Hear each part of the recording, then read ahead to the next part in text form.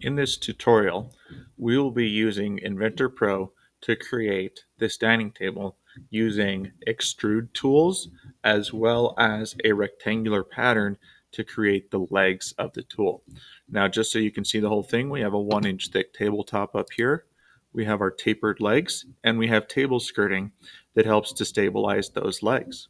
So this is a very easy to create table, and the tutorial will walk you through how to do it, as well as how to apply this birch material and how to double check the mass to make sure our two tables are the same mass, meaning that you made everything the correct size.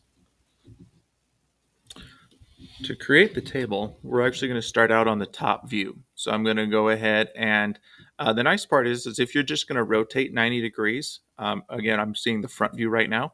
If I go to the one that's on top of the cube and click it, it'll rotate straight to the top view.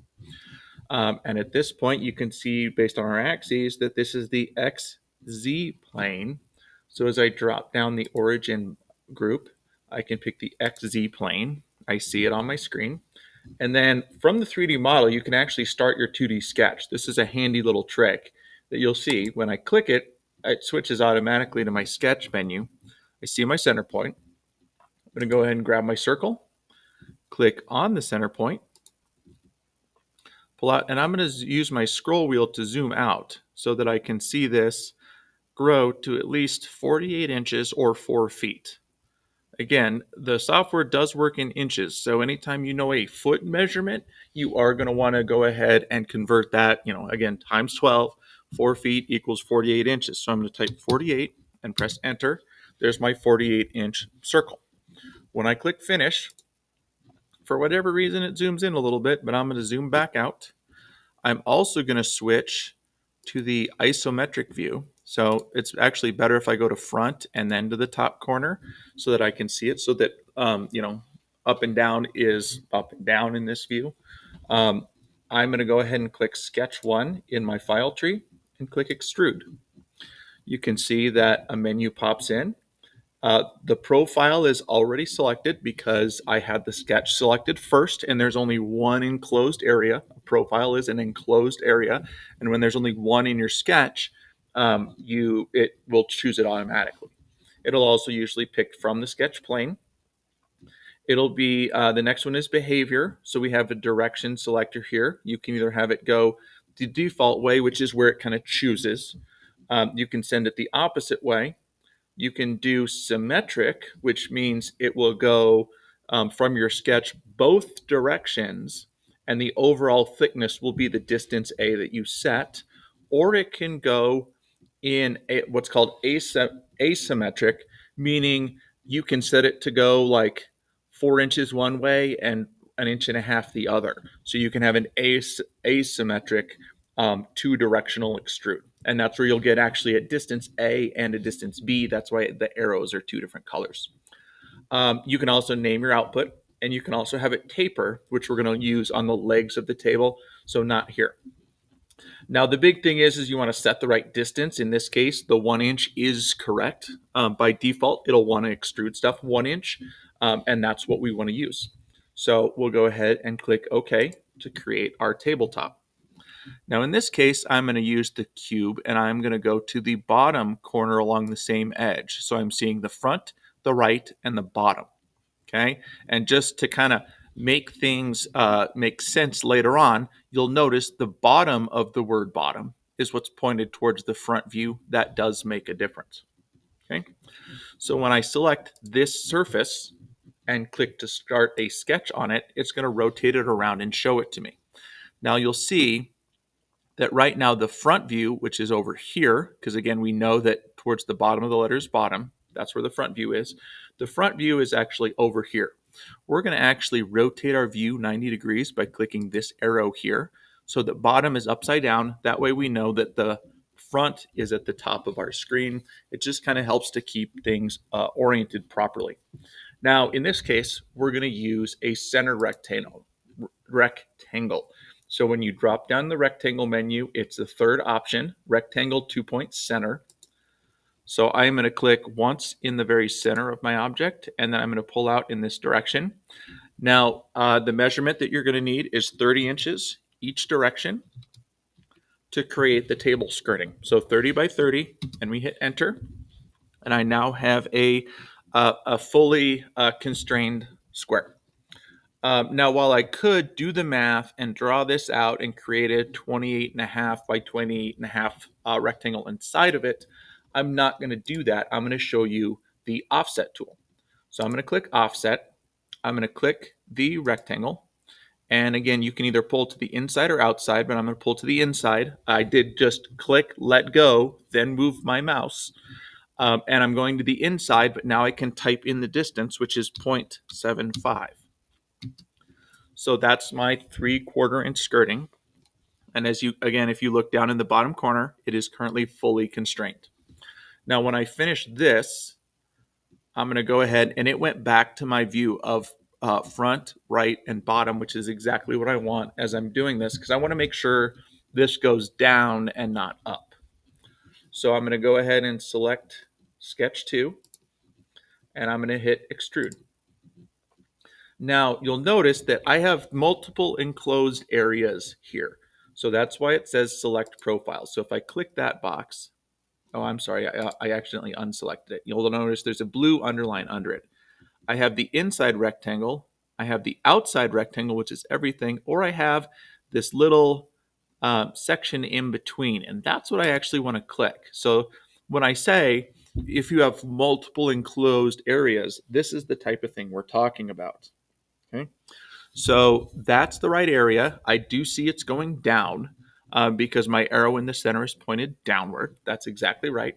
The only thing I need to change in this instance is that I want it to go down 3 inches. And when I hit enter, it now creates that for me. So now I have both the table top and the table skirting. I'm going to click inside the table skirting on that surface and click Start 2D Sketch. Again, I'm going to rotate this so I know which way is my front view. So bottom is upside down. My front is at the top. Helps make the next step easier, or the step after drawing and extruding this. So I'm going to go ahead and go back to my rectangle tool and pick a regular 2-point tool because I want to put the corner of the leg into this corner, and I want the size of it to be 2 by 2. And that gets me my 2 by 2 square. By the way I'm doing the easy zooming is by rolling forwards and backwards on the scroll wheel on the mouse. So 2 by 2 is what I want. I'm going to go ahead and click Finish. I'm going to go ahead and with Sketch 3 highlighted, hit Extrude. You'll notice that it is extruding downward, which is what I want. It remembered the distance I last used, which was 3 inches. I don't want to do 3 inches this time. I want to do 29. The reason I'm picking 29 is the top surface of the table should be 30 inches off the ground. We made the table top 1 inch thick, so that leaves us 29 inches to create the correct height of the table. Now, we also had the legs taper for a really cool look. Now, here is where you'd insert the number of degrees. Now, to make a point, I'm just going to put it at 5 degrees. You'll notice that naturally it slopes or angles or tapers outward. So that's not what I want. I'm going to delete the 5. I'm going to put in 0.5. And I am going to click these, which are the reversing buttons. And by reversing it, you'll notice that my leg gets skinnier as it goes towards the bottom. That's what I showed you in the initial view of this, and that is the correct way to create the table leg. When I go ahead and click OK, you'll have one table leg. So if I go to the bottom view, and again, I'm going to rotate it again, this is here, and it is right in the corner. Now, I could create 3 more legs like that. I also could have made 4 squares, select them all as profiles. You can select multiple profiles. We'll do that in a later video. But the easier way to do it is to then do a rectangular pattern. So I'm going to go ahead and click rectangular. The first thing I'm going to do is click my feature. So in this case, I'm going to click the leg. Then I'm going to click direction 1, and I'm going to pick a horizontal line. Now, I've already done the math, but basically what it's measuring from I'm going to go ahead and reverse this so it goes the other way. And I am going to put the correct measurement in, and I'll explain why it matters in a minute. The correct measurement is 26.5. And as you can see, that puts the leg into the other corner. Now, the measurement you're actually giving it is, as you can see, there's a point defined on the table leg that is the top right-hand corner. And it's from this top right-hand corner to the top right-hand corner of the table leg. So I figured it out by knowing the distance overall is 30 from the outside of the skirting to the outside of the skirting. I've got 0.75 in and 0.75 in, which when I add those together, that's 1.5. So 30 minus 1.5 gives me 28.5. Now 28.5 is from the inside of the skirting to the inside of the skirting. The table leg is 2 inches in that direction. So if I take that 2 inches off, that leaves me with the 26.5 as the distance from top right corner to top right corner. Now what I can also do is add a second direction. And when I click on that, I'm going to click the vertical, and you can see it is moving downward, which is nice. I don't have to flip that. But the distance is, again, 26.5, and that puts those other 2 table legs down there. So I'm going to end up creating 4 legs from the one. And the nice part is, since all 4 legs should be matching, if I ever change anything on Extrude 3, which is my table leg, it'll update and all 4 legs will receive the same change. So I'm going to go ahead and just click things. So I'm going to click around. I'm going to click the front view and then the top corner to get this standard isometric view, seeing the same thing as what you saw when I showed you this table before. Okay, and I can do the same thing where I click the bottom corner if you want to see the skirting. Okay, just to be clear, this is the will be the screenshot I want to see, or the profile of the screenshot I want to see. Don't take it yet. What we want to do first is we want to add the material appearance. We drop this down, and from default we go up to birch natural polished. So this is the view, and again, if you look at this view here, it should look very familiar. And we click that bottom one, and this is the view that I want a screenshot of.